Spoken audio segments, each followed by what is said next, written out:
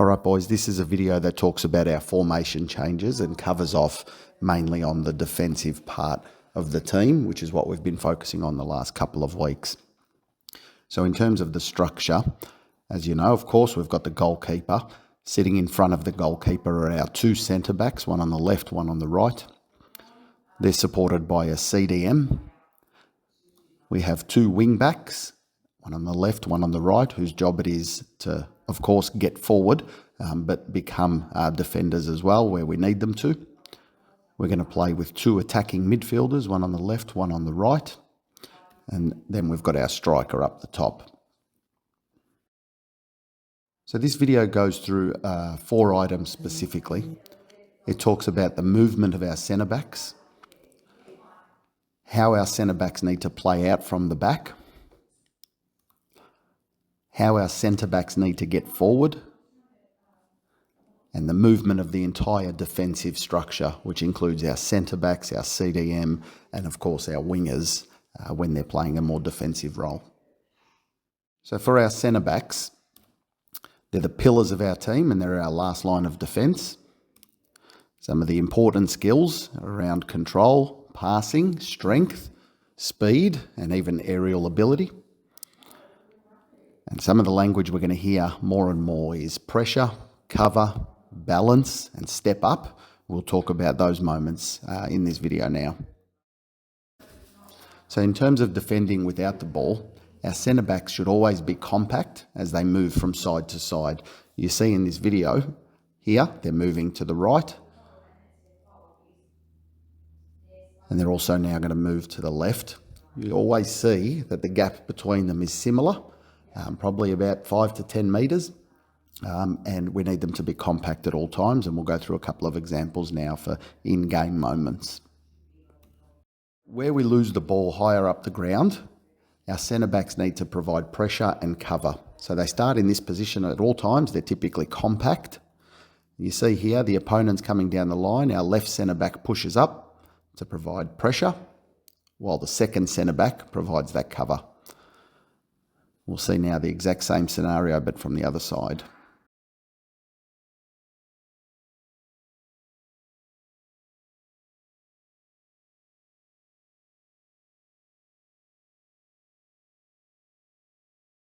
So this is what will happen occasionally during games, and we've talked about the movement of not only the centre-backs, but the movement of our wing-backs as well. Here, let's imagine the right wing-back has gone up the ground, but gets beaten. We will see our centre-backs come across to provide that pressure and cover, but really important is to look at the movement of the left wing-back, who's already tucked in a little bit because the ball's on the opposite side. Watch how the left wing back comes back to become that third defender and provide balance to the defence.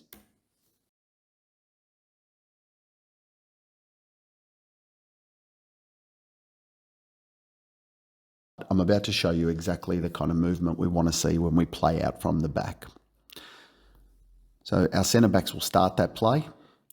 Their first touch is really important, and there's always going to be at least 1 or 2 forward passing options.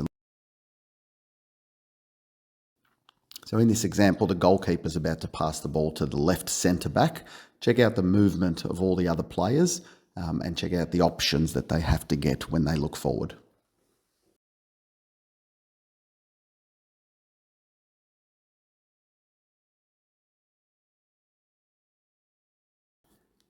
We'll see the exact same scenario, except this time the goalkeeper's going to the right.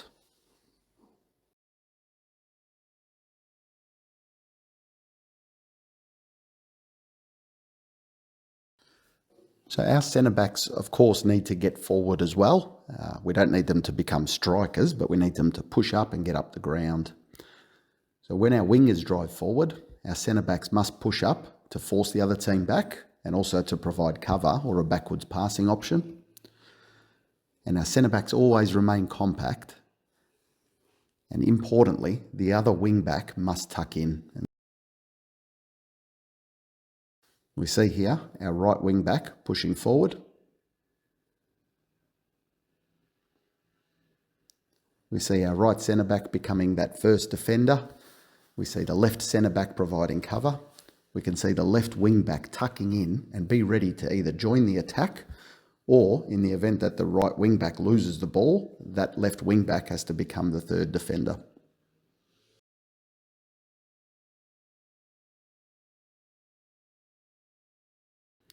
We see the exact same scenario now, just from the opposite side. Notice the movement of all the players.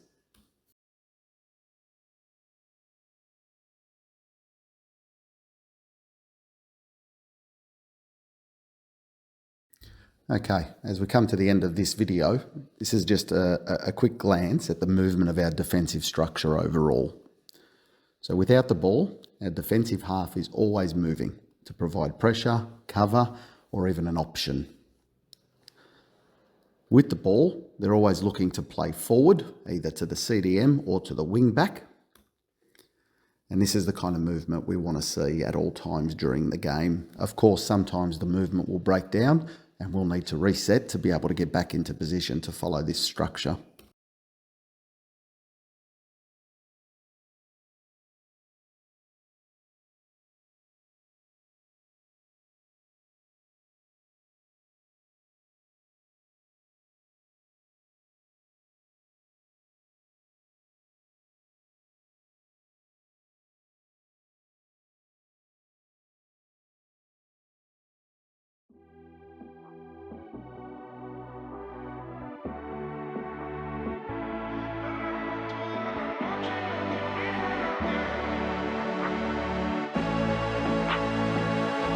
Llega al club con el combo, rápido la vi lejos. Se pintaba los labios y la copa como espejo. Se acercó poco a poco y yo queriendo que me baile. Luego me dijo, vamos que te enseño buenos aires. Y nos fuimos en una, empezamos a la 1. Y con la nota rápido nos dieron las 3. Perreamos toda la noche y nos dormimos a las 10. Ando rezando la Dios para repetir.